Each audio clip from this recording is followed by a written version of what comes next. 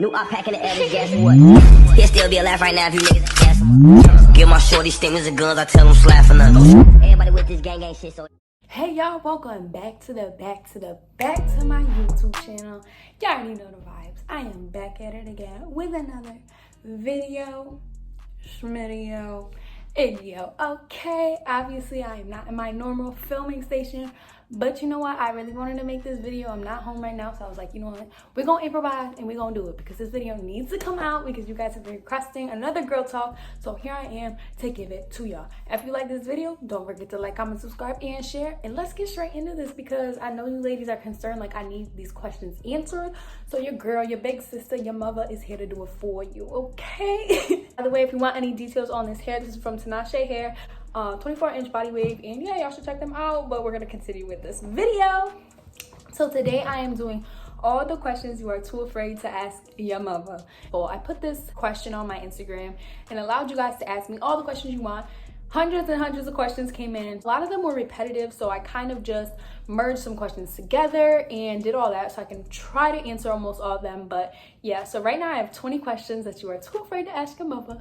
Let's get started. Okay, that was really weird. Somebody just like called me and they were just like breathing really hard and like nobody was answering. That was kind of scary, but okay, we're gonna keep going. Yeah, let's keep going. Good vibes, good vibes. So the first question is, I'm keeping these all anonymous, obviously, because I'm not about to expose my followers. Like, no, that's not okay. So let's just go with the first question. First question is, should you use the same razor in more than one place? This is a really good question. I'm glad you guys brought this up because how I do it is I like to keep everything as like cut and clean, you know what I'm saying, as possible. Like I try to prevent any types of infections, any types of spread of bacteria, all of that. So I just like to keep one single razor for down there just so we can prevent that, and then I'll use the same razor for my armpits and my legs. Right, the next question is, how do you put a tampon in? So I have a lot of younger viewers and this is a highly asked question. So I'm gonna show you right now. This is a cardboard applicator one. I hate these, but it's the only one I have with me because like I'm not on my period right now. But basically, some ladies are so nervous and scared to put a tampon in. They think it's gonna hurt, and then they try it and they don't do it right. Let me tell you, tampons, I love tampons. They're amazing. If you put them in right, you cannot feel them at all. And if you do feel them, you didn't put it in right. This is, again, a cardboard applicator. So obviously just take the stuff off like this. And here's a little trick. If you're too scared, you're in school and you don't wanna like make that sound of like opening the wrapper, just let the toilet flush really quick so it makes a sound. Hurry up, open this up so you're good to go. So you don't have to be embarrassed, even though almost every girl gets their period. It's, you know, if you're embarrassed, just do that. So here's how the tampon looks. This is the applicator. This is the string connecting to the actual tampon right here. So what you do, you kind of hold it in like a position like this. You can push it up, kind of like a syringe or like a shot. Here's the actual vagina hole, okay?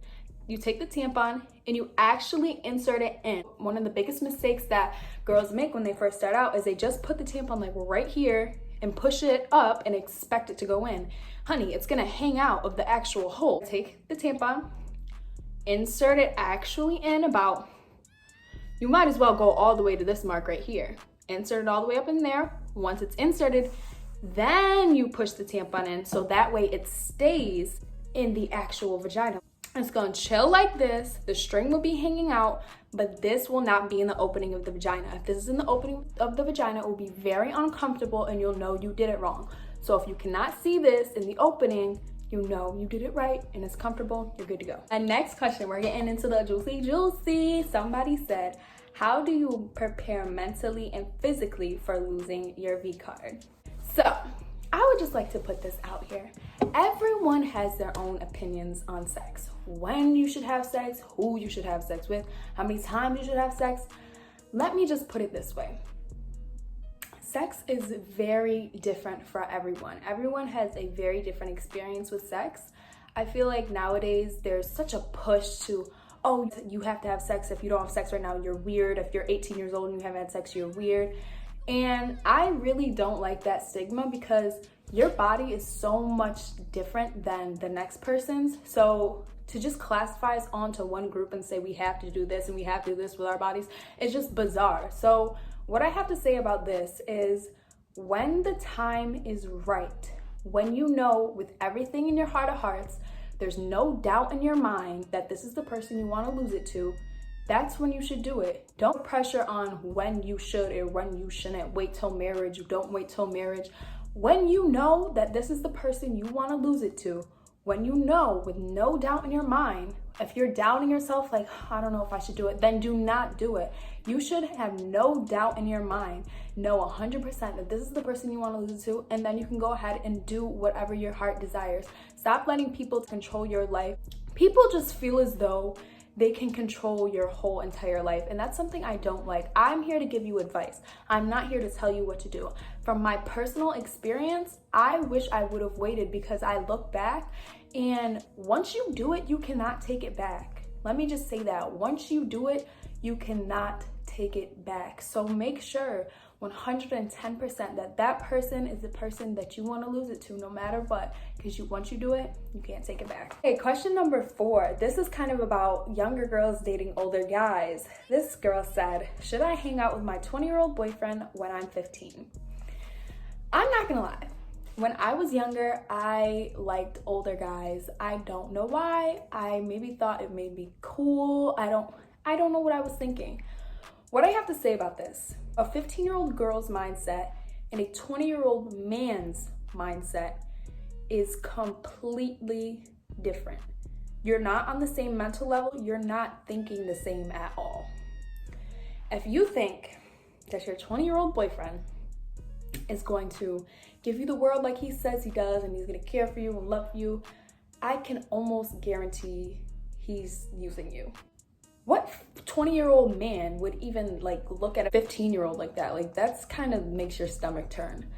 Baby girl, you need to get with somebody in your grade.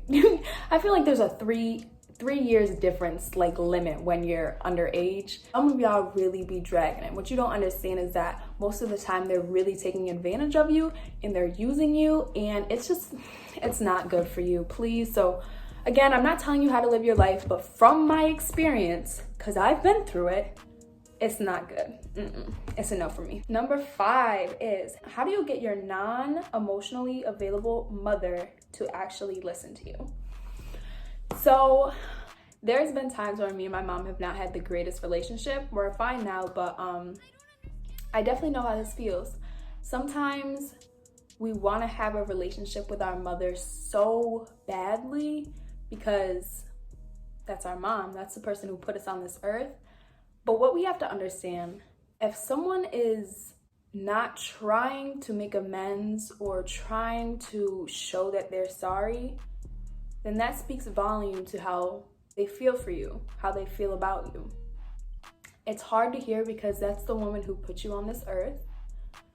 But I would start by initiating change, trying to make the amends. But if a woman who's probably twice your age can't see that you're trying, then she's not in the right mindset to be the mother that you want her to be. I can be your mom. I will be here to answer all your questions. I just honestly want to help out ladies who are just confused. I know there's so much that goes into being a woman. There's so much stigma on us. There's so many expectations, and I just want you guys to know that it's okay to breathe. It's okay to be the person you want to be, even if there's not someone to guide you through that. I hope that I can be here to guide you through that, because I know how it feels to be super alone and not having a womanly figure there for you. That's why I always stress it so much that I want to be there for you ladies, because I definitely know how that feels. So again, try to make amends, and if she can't come to her senses and see that you're trying to make a change, then she's not in the right mindset to do that. So I'm here for you. Question number 6 is, do you feel different about yourself after losing your virginity? So after losing your virginity, you would think that you would just walk out and just feel like such a woman, like the whole world has changed. But that's not a reality. You honestly feel exactly the same. Sometimes you feel ashamed, sometimes you're happy. It depends on who you are. That's why I stress so much that the person you lose it to should be someone who's very important, someone who knows you, and someone who really values you, because that's something you cannot take back. And I know a lot of ladies would rush into it just to say they've done it, and they look back and they're just so disappointed in themselves. So definitely take your time, don't rush, and make sure the person is right for you. Number 7, how do you kiss? Again, I have so many younger viewers on my channel, which is why some of these questions may seem so basic to some people, but some of my viewers don't have that person there to tell them. Kissing depends on you. There's a lot of different ways to kiss. There's French kissing, there's regular just kissing, there's little plucks, like there's so much that goes into kissing. When you're doing your first kiss, definitely make sure your lips are relaxed. Don't be like that's not a kiss, I'm sorry. Just kind of relax your lips, make sure they're soft. You could do my DIY lip scrub that I did on my channel. Go check that out if you're trying to get your first kiss. Have them lips real soft. So definitely make sure your lips are super soft. Moisturize with some chapstick. Just be relaxed. Don't overthink it, as easy as that might sound. If you go into it overthinking, like, oh my god, what if I do bad, what if I do bad, you're gonna do bad. Just let it be natural. Just go for it. Make sure your lips are nice and relaxed, and cute little kiss. Okay, number 8. This is a question that I wanted to address for so long because I did not know about this for the longest. So somebody said, how do you shave your butt? I know we're all thinking it. I know as ladies were like, am I supposed to shave my butt? I don't know. Like, I know there's kind of like hair there. It's obviously not excessive, but like there's still hair there. Like, what do I do? I do shave my butt, okay? And I'm actually gonna I'm getting my first wax soon. So we're gonna see how that goes. I will vlog it. But with shaving your butt, what I do personally, because I don't care, you know, I'm gonna tell you how it is. Get a mirror, a hand mirror. You kind of have to like bend over so you can see, because obviously you can't see, it's back there. Get the hand mirror, bend over so you can see it, so you can see exactly what's going on, and just be very, very, very careful. It's so easy to nick yourself down there, and you're gonna be sitting like you got something stuck up your butt for about a week. Definitely be super, super, super careful. Don't, like, I'm talking about the lightest little, not like no, you need to, yeah, like that, because it's super important not to cut yourself down there because there's so many blood vessels, there's so much stuff going down there. So just be careful. You can't shave your butt, and I will be getting my first wax, so I will tell you how that goes and if I recommend it, because I'm kind of tired of shaving. It's just dragging on and I need to see how waxing is, so yeah. Number 9, does losing your virginity hurt? I like to stress that everyone's body is different, but from every girl I've ever heard, it's not like the movies.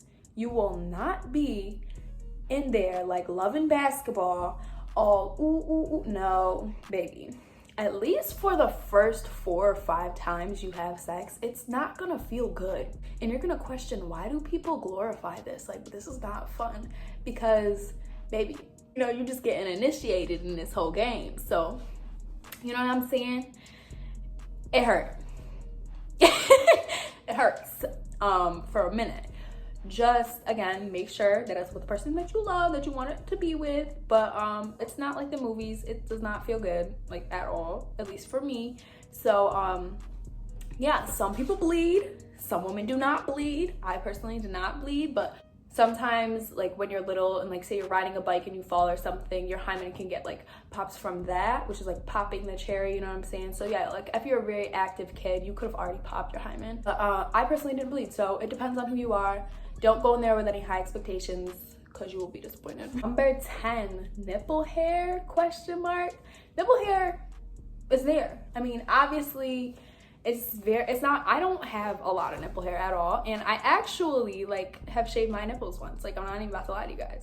So you can, like, if you're that self-conscious about it, but it's honestly like peach fuzz. Like, don't overthink it. Like, nipple hair is just there to be there. Like, I feel like as women, we just overthink everything and think our bodies have to be perfect, and our boyfriends can literally look like slobs and we won't say anything about it. So, girl, if you want it to be there, leave it there. If you don't want it to be there, shave it off. Be super careful when you do so you don't cut your nipple open. So, yeah. Number 11, my personal opinion on the Diva Cup.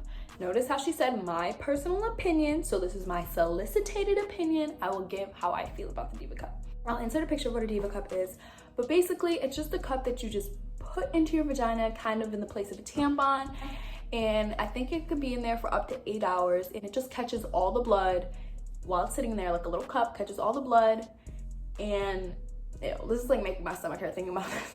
No hate to anyone who uses the Diva Cup. You go, girl, keep using that Diva Cup. I personally never could use that just because, like,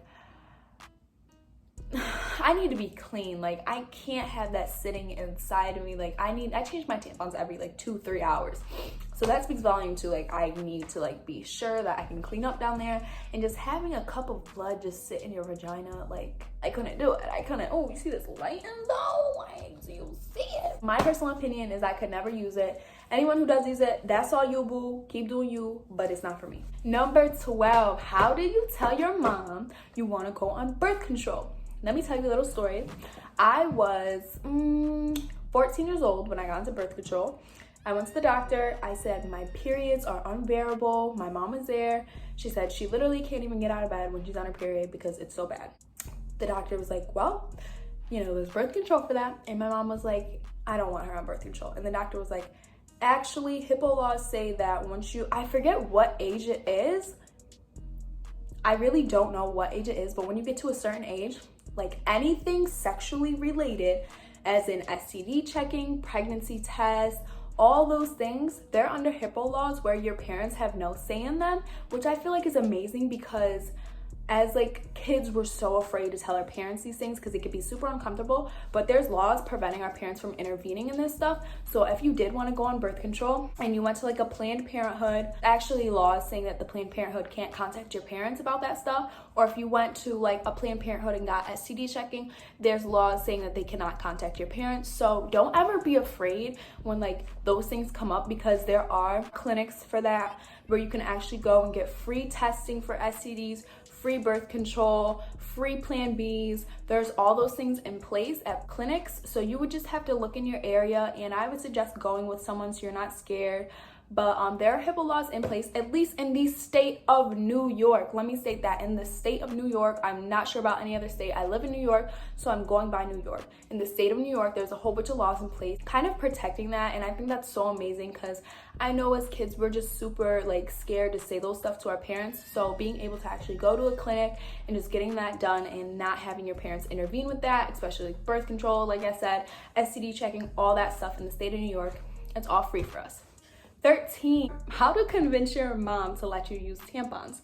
So when I first wanted to use tampons, my mom was like, what friends got you wanting to use tampons? Which one of your friends use tampons? Now you want to use tampons? I'm like, Mom, I do sports. Do you think I want to be sitting in a pad of nasty blood, just sitting there marinating my blood? Mom, it's so uncomfortable. I'm a runner. I don't want to do this anymore. And basically took a lot of convincing, and she was like, okay, you use tampons. So I think if you just bring up the point, like you're super active and you don't like the feeling of basically sitting in a diaper, I feel as though your mom should let you do it. And if she doesn't, we're gonna have a talk, because some moms really just be so crazy and it just blows my mind. Like I cannot wait to, like, obviously, you know, I could wait, but you know what I'm saying? When I do finally become a mother, like there's just so many things that get lost in telling your child, and especially your daughter. And I just think I'm gonna be a great mom because I'm obviously so open, so my kids gonna know everything. Like, so I just say, try to convince her with like, you're really athletic and you don't wanna sit in a pad of your blood. 14, how to convince your mom or your parents to let you date. So I don't think I was officially allowed to date till I was like 13 years old. That's when I had my first real boyfriend. In the 8th grade, ew. So it took a lot of convincing because my mom was like, well, what reason do you have to date? Like, what are you, like, why? And I could not tell you. Dating at a young age, let me just tell you, is so pointless. It's not worth the hype. I know we see all around us, oh, couple goals, yeah, I want to be like that. Baby girl, you can't even drive. Like, what are you, if you gotta get dropped off to your boyfriend's house by your mother, that's how you know you're not at the age to date. Let me just put it at that. If you cannot get into your own car and drive to your boyfriend's house, you shouldn't be dating. It's my personal opinion. You shouldn't be dating because, sis, it's not worth it. And you're gonna look back and just be embarrassed you dated that person, so. Ooh, girl, I'm looking good. So the next question is, when should you start shaving? I feel like you should start shaving when it really starts to be noticeable down there. Like say it's summertime and you want to wear a bikini and you can't wear a bikini because there's literally hair coming off the sides. You should start shaving because Hey, and if you don't want to shave, don't shave. I'm just telling you, for the girls who want to shave, because I have to state this because everyone's so sensitive, but if you want to start shaving, I feel like you should start shaving when it's really noticeable and it's super itchy down there and just all that stuff. So yeah, it just depends on your age and when you go through puberty and all that stuff. Number 18, will I ever get boobs? Baby girl, it's a lot of us flat-chested, no titty girls out here living our best life. You don't need two mangoes, 2 watermelons, 2 cantaloupes on your chest to live your best life. I'm over here with 2 grapes, still living great. So no, you don't need boobs to be amazing, because let me tell you something. All them girls you see on Instagram flaunting it out, looking amazing. Oh yeah, hourglass figure. Girl, you need to call Dr. Miami, because that's who they call.